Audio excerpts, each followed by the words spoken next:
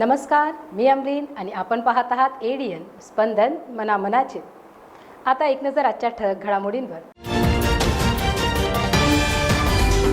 निसर्ग चक्रीवादळाने मान्सून आधीच मुंबईला झोडपले। औरंगाबादमध्येही 3 दिवसांपासून पावसाळी वातावरण। महानगरपालिकेत लोकप्रतिनिधी नसल्याने अधिकाऱ्यांची चंगळ। टेंडर न काढताच करतायत रस्त्यांचे पॅचवर्क। बिलासाठी रडणारे कंत्राटदार देत आहेत उधारी डांबर। विद्यार्थ्यांच्या परीक्षांवर राज्याचे राजकारण तापले। परीक्षा घेणार नसले तरी फी घेणारच, कुलगुरूंचा फतवा।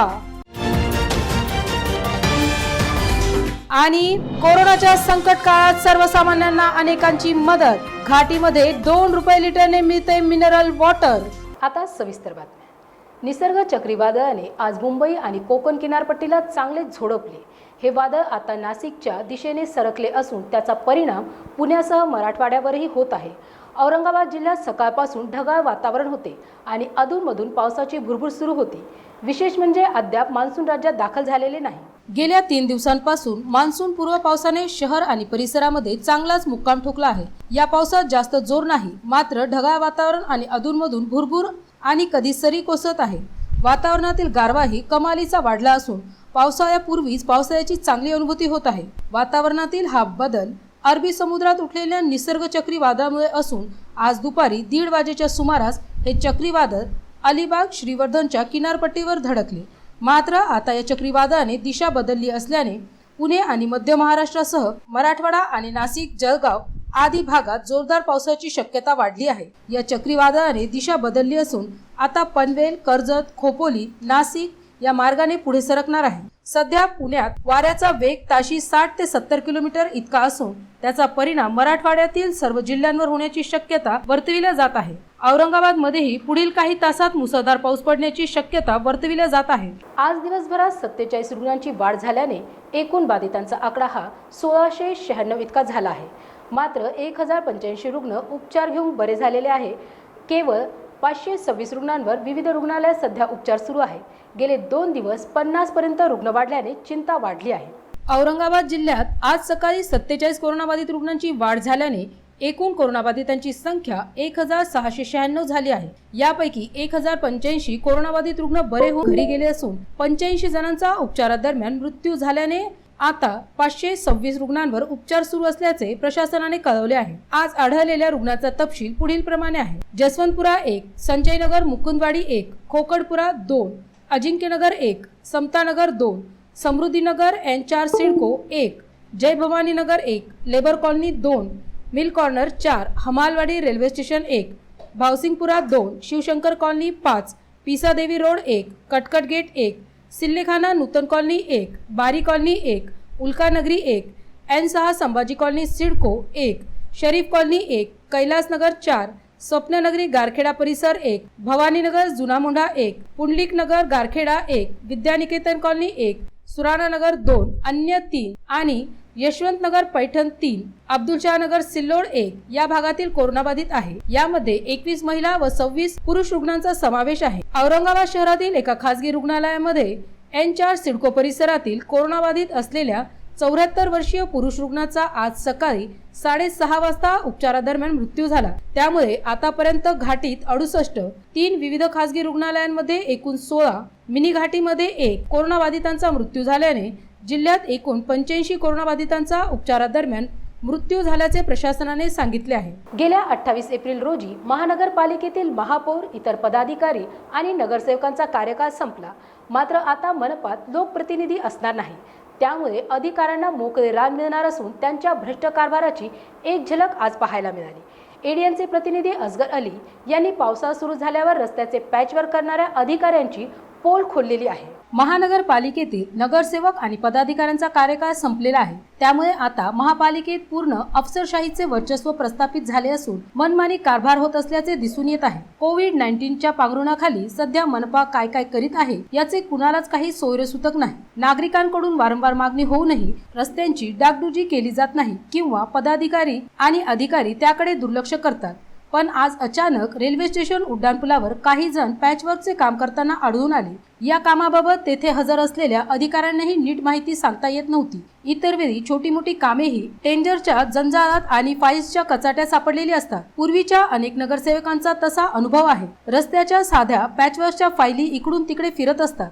मात्र नगरसेवकांचा अंकुश हटल्यानंतर फाईल्स, टेंडर किंवा इतर कुठल्याच भानगडी उरल्या नसल्याचे निदर्शनास आले असून या रस्त्यावर विना टेंडर कुठल्याही फाईली विना काम करण्यात येत असल्याचे दिसून आले. महापालिकेत डांबर कामे आधी कंत्राटदारांना दिली जायची. त्यात मोठे घोटाळे होत असल्याने तत्कालीन प्रभारी आयुक्त व सध्याचे विभागीय आयुक्त सुनील केंद्रेकर यांनी त्यास आळा घातला.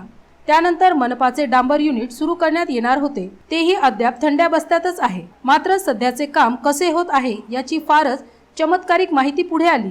उड्डाणपुलाच्या या पॅचवर्कसाठी किती निधी उपलब्ध झाला तर याविषयी अधिकाऱ्यांना माहिती नव्हती. या ठिकाणी उपअभियंता परदेशी आणि शाखा अभियंता नाना पाटील हजर होते. त्यांना विचारले असता आम्ही डांबर आणि इतर मटेरियल एका कंत्राटदाराकडून मागवले असे सांगितले.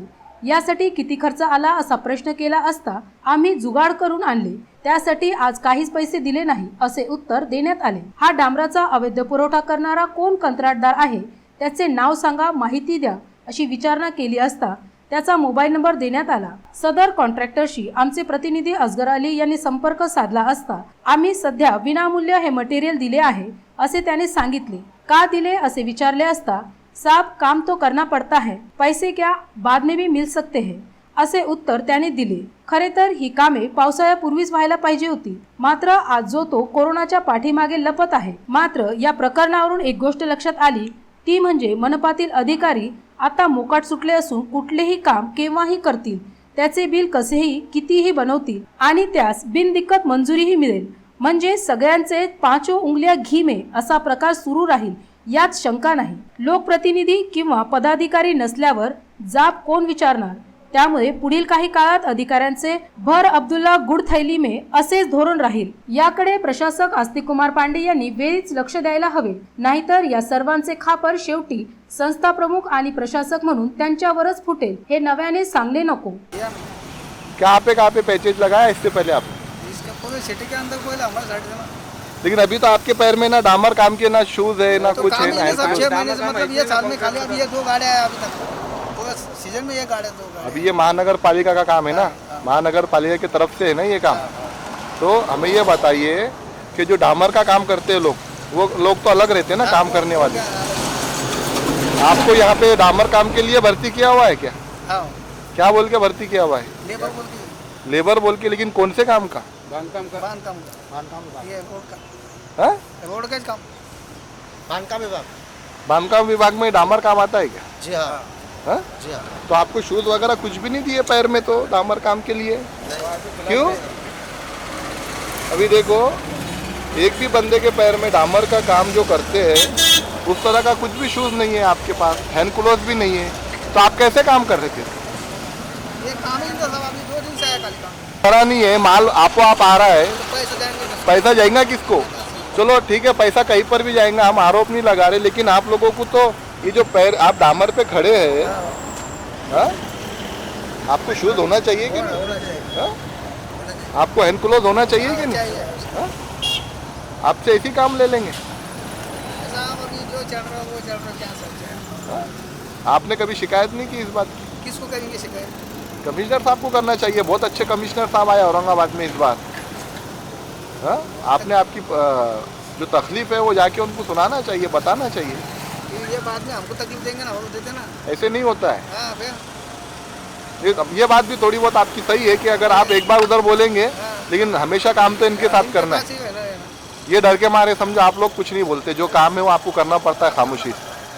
लेकिन फिर आप डामर अगर पैर को भर गए आपके तो कैसे निकालते आप? क्योंकि ये तो निकलता नहीं है, बहुत मुश्किल से निकलता है। राकेल से निकलना पड़ता है। राकेल मिलता है क्या अभी औरंगाबाद में? ये डीजल से आए थे, कैसे भी निकलता है। और पेट्रोल से निकालेंगे तो इतना पैसा है क्या आपके पास? नहीं ना, हाँ? नहीं। और थिनर खरीदेंगे तो मेरे ख्याल से कुछ 50 ml कुछ 100 रुपये का आता है, तो फिर वो पैसा कौन? हाँ? यहाँ क्या देंगे? आपकी एज कितनी है? तेरे पर कितनी है? 7 तेरे पर 53 है। ओ हो। फिर भी आपको लेकर आया इन्होंने काम को। 53 होने के बाद हाँ, आपको तो घर पे रहना चाहिए था अभी। हाँ, नहीं एक दिन भी छुट्टी नहीं दिया। नहीं दिया एक दिन भी छुट्टी, क्योंकि 50 साल के ऊपर जो भी बंदा है उसको तो नहीं बुलाना चाहिए था काम पे। ठीक है, हम आपकी बात ऊपर तक जरूर पहुंचाएंगे हम। सर बारिश में कैसे डामर काम कर रहे हैं? लॉकडाउन तो ऐसे नहीं कर पाते थे। तो किसने मना किया था लॉकडाउन में मत करो बोल के? गवर्नमेंट का ही था ना। नहीं गवर्नमेंट का है ये। बंद ही करे थे ना 3 महीने। अच्छा, शासन नहीं काम करते, शासन का कोई भी काम चालू नहीं था। शासन का कोई भी काम चालू नहीं था।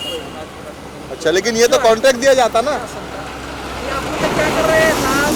ये कोई टेंडर वेंडर नहीं है।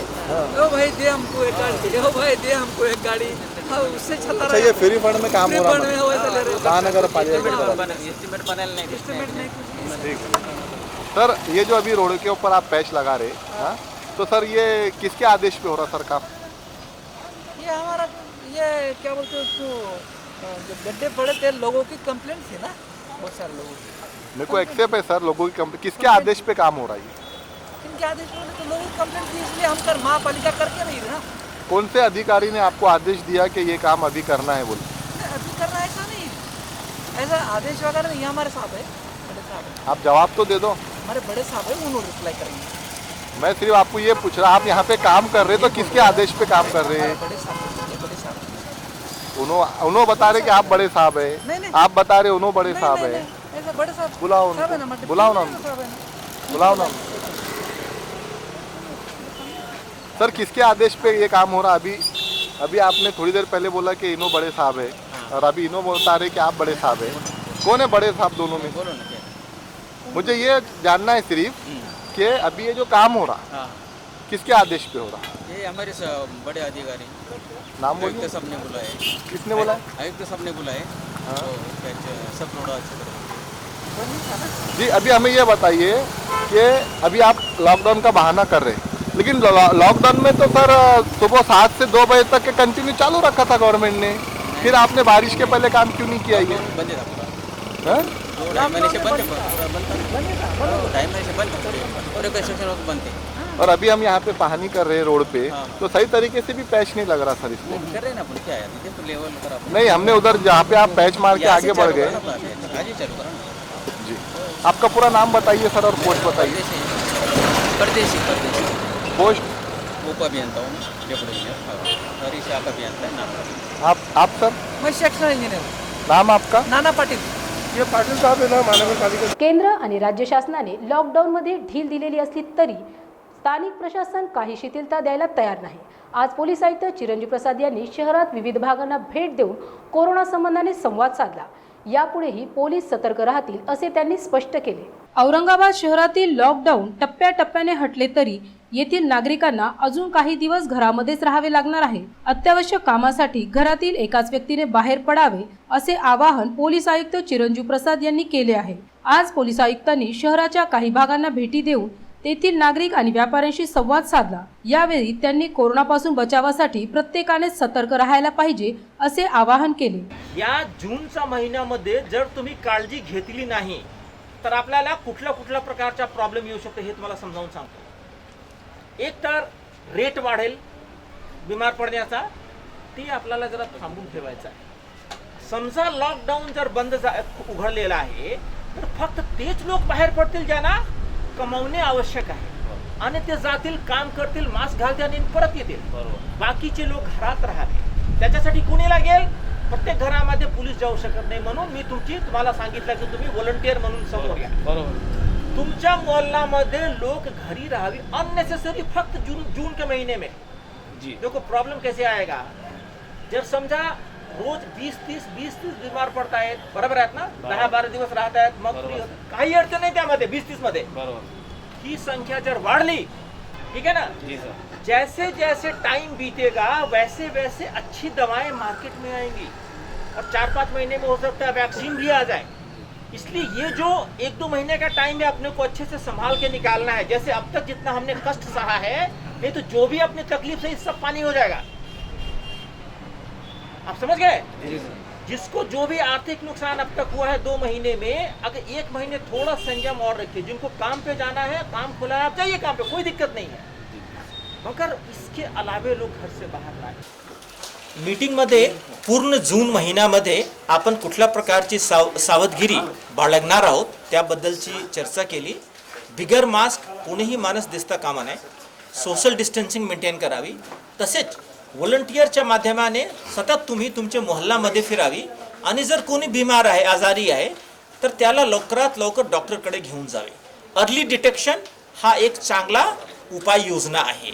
हे 3 गोष्टीवर जर अंमल केले तर मला वाटते की जूनमध्ये देखील आमचे रेट ऑफ ग्रोथ वाढणार नाही आणि आपण सर्व सुरक्षित राहणार आहोत।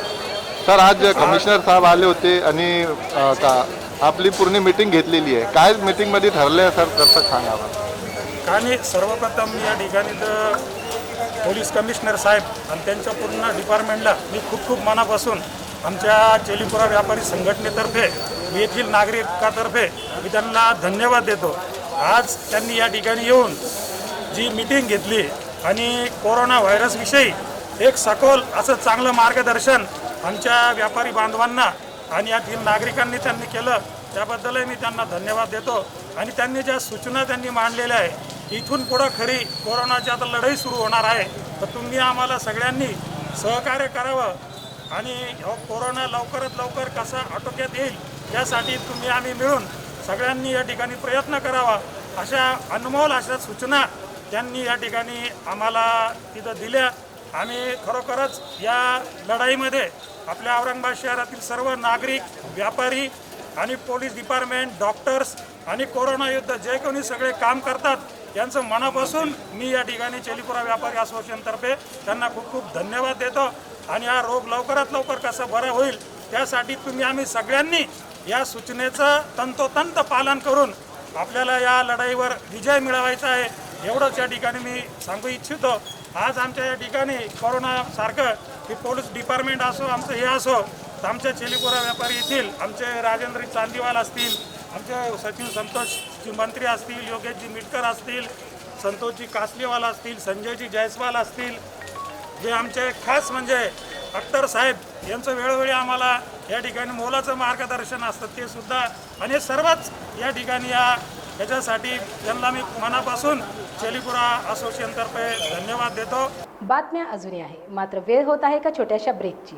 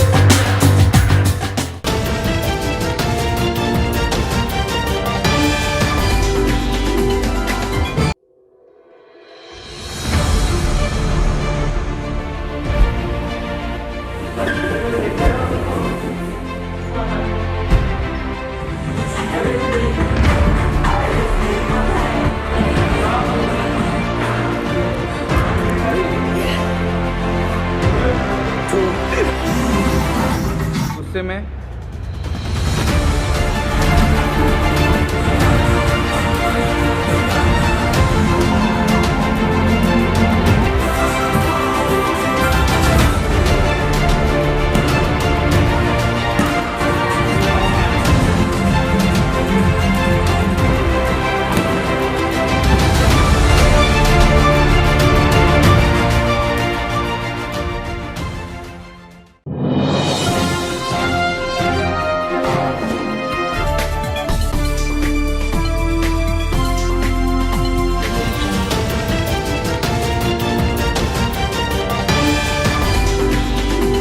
ब्रेकनंतर पुन्हा एकदा आपले स्वागत। सर्व प्रकारच्या आजारांवर आणि रुग्णांवर चांगले उपचार करण्याचा दावा करणाऱ्या घाटी दवाखान्यात सध्या कोरोना एके कोरोना हाच खेळ सुरू असल्याचे दिसते.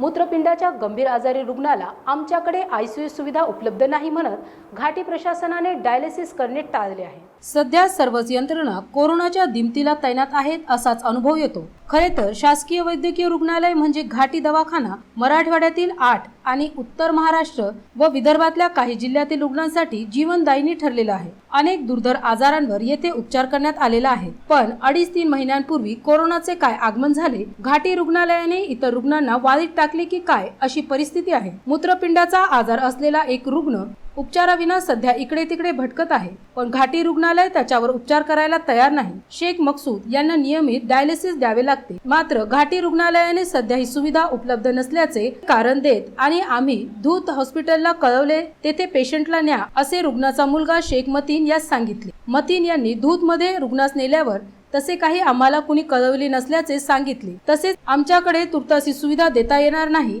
50,000 रुपये आगाऊ भरल्यावर पाहू असे सांगितले. लॉकडाऊनमुळे 2-2.5 महिन्यात आपल्या जवळचे सर्व काही गमावलेल्या मतींकडे पैसे नव्हते. त्यामुळे MGM, सिग्मा, एशियन तसेच एम्स आदी दवाखान्यांच्या चक्रा मारून शेवटी हतबल होऊन ते निमूट बसले आहेत. वडिलांचे आता काय होईल याची वेगळी चिंता त्यांना आहे. मेरा नाम शेख मतीन है, मेरे वालिद साहब का नाम शेख मकसूद है. मेरे वालिद साहब की तबीयत ख़राब है बहुत सारी. उनको हम घाटी अस्पताल में लेके गए थे. उन्होंने 2 दिन रखे वहाँ पर. 2 दिन के बाद बोले यहाँ डायलिसिस नहीं हो रहा, बोले हम दूध हॉस्पिटल में बोले बात करें, बोले वहाँ लेके चल जाओ. बोले वहाँ गए हम, वो लोगों ने बोले भाई हमारे से कोई बात नहीं हुई, हमको कोई यहाँ पर डायलिसिस नहीं कर रहे बोले. फिर वहाँ से गए हम MGM वालों ने भी नहीं लिए. उन्होंने 50,000 रुपये डिपॉजिट रखो बोले. वहाँ पर इतने पैसे थे नहीं हमारे पास, फिर गुंजाइश नहीं हमारे पास ऐसी कुछ. फिर एम्स के अंदर गए. एम्स के अंदर भी उन्होंने डिपॉजिट रखो बोले. 17,000 रुपये मेडिसिन वगैरह, अभी तक पूरा 50 से 55,000 रुपये खर्चा आ गया. आज उनके पास जो है कोई कोरोना का पेशेंट निकला तो उन्होंने लॉक कर दिया पूरा हॉस्पिटल. उसके बाद वो बोल रहे आपका पेशेंट लेके चल जाओ. अब यहाँ से कल जाना, कोई हॉस्पिटल वाले ले रहे नहीं. हम बहुत परेशान.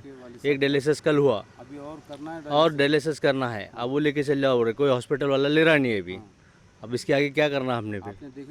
हम बहुत सारे जनों को बोले, हॉस्पिटलों में फ़ोन लगा के बात करते, ICU नहीं है बोल रहे हमारे पास. और एम्स वाले बोल रहे हैं यहाँ से पहले डिस्चार्ज कर लो, पहले लेके चल जाओ बोल रहे हो.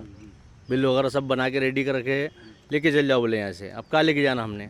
एकीकडे कोरोनाच्या संकटामुळे सरकारने काही सवलती दिल्या, बँकांना हप्ते घेण्यास मुदत दिली, तसेच जनतेवर बोजा पडणार नाही याची काळजी घेतली. मात्र अशा वेळी डॉक्टर बाबासाहेब आंबेडकर विद्यापीठाच्या कुलगुरूंनी मात्र विद्यार्थ्यांची परीक्षा झाली नाही तरी परीक्षा शुल्क मात्र द्यावेच लागेल असा तुगलकी फतवा काढला आहे.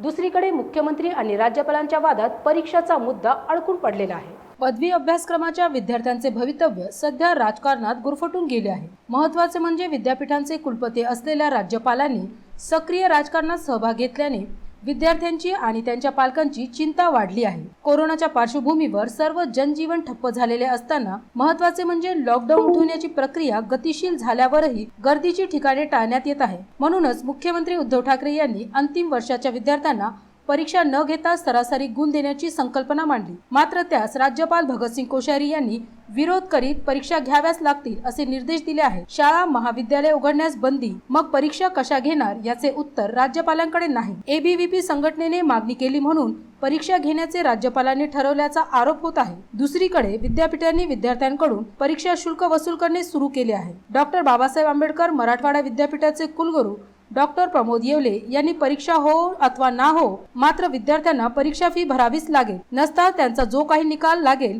तो राखून ठेवला जाईल असे स्पष्ट केले आहे. मात्र जर परीक्षाच होणार नसतील तर शुल्क का असा प्रश्न उठतो. त्याचबरोबर कोरोनाने सगळ्यांनाच अडचणीत आणलेले असताना कुलगुरू विद्यार्थ्यांना का वेठीस धरीत आहे हेही कळायला मार्ग नाही. अनेक जण वारे माप नफा कमावून झटपट श्रीमंत होण्याच्या मागे लागतात. मात्र काही लोक असेही असतात जे इतरांच्या दुःखाच्या वेळी देवदूत बनून येतात. कोरोनाच्या या संकट काळात गोरगरीब गरजू लोकांना स्वच्छ पाणी स्वस्तात मिळावे यासाठी शिव अमृतचे अजय अहिरवार यांनी फक्त 2 रुपयात 1 लिटर मिनरल वॉटर उपलब्ध करून दिलेले आहे. कोरोनामुळे माणुसकी संपत आल्याची प्रचिती काहींना आली, कारण आता शेजारीही संशयाने पाहत आहे. एकाच वस्तीत एखाद्या गल्लीत कोरोनाचा रुग्ण आढळला तर इतर सर्वजण त्या गल्लीतील रहिवाशांवर जणू काही बहिष्कार टाकत आहेत. मात्र अशा परिस्थितीतही काही जण आहेत ते माणुसकी हाच धर्म असल्याचे मानतात. सध्या घाटी दवाखान्याच्या आवारात अजय अहिरवार यांनी पाण्याचे ATM सुरू केले आहे. केवळ 2 रुपये लिटर प्रमाणे मिनरल वॉटर ते पुरवत आहे. पावसाळ्यात अनेक साथरोग पसरतात, त्यामुळे स्वच्छ पाणी प्यावे असे डॉक्टर्स सांगतात. बाजारात पाण्याची 1 लिटरची बॉटल 18 ते 20 रुपयांना मिळते. म्हणून अजय अहिरवार यांनी केवळ 2 रुपयात चांगले स्वच्छ पाणी उपलब्ध करून दिले आहे. कोरोनाच्या संकट काळात हा एक चांगला उपक्रम आहे. सर, आप यहाँ पे पानी बेच रहे हैं घाटी अस्पताल के एरिए में, इससे आपको कितना फ़ायदा है और मरीजों को कितना फ़ायदा है, ज़रा बताइए।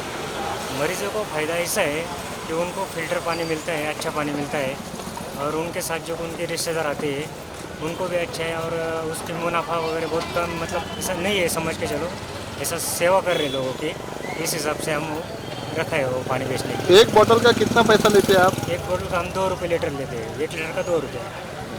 और वैसा अगर बिस्लेरी खरीदेंगे बाहर जाके तो बाहर जाते तो कस्टमर ही बोलते हैं, जो आते लोग वो बोलते हैं कि 10 में मिलता है, 15 में मिलता है, 20 में मिलता है, तो बोलते हैं आपने जो उपक्रम किया है वो बहुत अच्छा है, बोले 2 रुपये में सब पानी पी सकते हैं। ऐसे बिस्लरी हम खुद खरीद करके इतना महंगा खरीद नहीं सकते हो। लेकिन आप सिर्फ 2 रुपये में दे रहे हैं, तो आपको कुछ इसमें प्रॉफिट होता है कि नहीं? प्रॉफिट तो मतलब उसको फिल्टर करने में खर्चा लगता है, मतलब गाड़ी का मेंटेनेंस, आने जाने का खर्चा, उधर से पानी भर के लाने का, बस वो मेंटेनेंस, बाकी कुछ नहीं सर। मतलब आप समाज कार्य कर? समाज कार्य है सर। आपका पूरा नाम बोलिए। मेरा नाम है अजय आनंदराव अहिरराव। औरंगाबाद रेल्वे स्थानकावर आता केवळ कन्फर्म तिकीट असणाऱ्या प्रवाशांनाच प्रवेश देण्यात येत आहे. कोरोनाच्या पार्श्वभूमीवर सुरक्षेचा उपाय म्हणून रेल्वे प्रशासनाने ही खबरदारी घेतलेली असून प्रवाशांना मास्क आणि सोशल डिस्टन्स सक्तीचे करण्यात आले आहे. रेल्वे स्थानकावर सॅनिटायझर उपलब्ध करून देण्यातही येत आहे. आज औरंगाबाद रेल्वे स्थानकावर अमृतसरहून येणारी व नांदेडला जाणारी सचखंड एक्सप्रेस दाखल झाली. 3 दिवसांपूर्वी ही गाडी नांदेडहून सुटली होती. सध्या ज्या प्रवाशांकडे आगाऊ तिकीट बुक केलेले आहे अशांनाच रेल्वे स्थानकात प्रवेश दिला जात आहे. सध्या इतर कुणालाही आत प्रवेश नाही. त्याचबरोबर प्लॅटफॉर्म तिकीटही बंद आहे. रिझर्वेशन केल्यावर तिकीट कन्फर्म असेल तरच प्रवेश दिला जातो. ज्या व्यक्तींकडे तिकीट नाही अशांना रेल्वे स्थानकाच्या आत प्रवेश दिला जात नाही. आता शहरातील परप्रांतीय नागरिक जवळपास सर्व त्यांच्या गावी गेले असून श्रमिक रेल सोडण्यात आलेली नाही. रेल्वे स्थानकावर कोरोना संबंधाने सर्व प्रकारची सुरक्षा पुरविली जात असून सॅनिटायझर उपलब्ध करून देण्यात येते. सोशल डिस्टन्स आणि मास्क लावण्याची सक्ती आहे. शेवटी पुन्हा एकदा आजच्या ठळक बातम्या. निसर्ग चक्रीवादळाने मान्सून आधीच मुंबईला झोडपले. औरंगाबादमध्येही 3 दिवसांपासून पावसाळी वातावरण. महानगरपालिकेत लोकप्रतिनिधी नसल्याने अधिकाऱ्यांची चंगळ. टेंडर न काढताच करतायत रस्त्यांचे पॅचवर्क. बिलासाठी रडणारे कंत्राटदार देत आहेत उधारीत डांबर. विद्यार्थ्यांच्या परीक्षांवर राज्याचे राजकारण तापले. परीक्षा घेणार नसले तरी फी घेणारच, कुलगुरूंचा फतवा. आणि कोरोनाच्या संकट काळात सर्वसामान्यांना अनेकांची मदत. घाटीमध्ये 2 रुपये लिटरने मिळते मिनरल वॉटर. आणि याबरोबरच आजचं हे बातमीपत्र इथेच संपलं. पुन्हा भेटूयात पुढील बातमीपत्रात. तोपर्यंत पाहत रहा ADN स्पंदन मनामनाचे.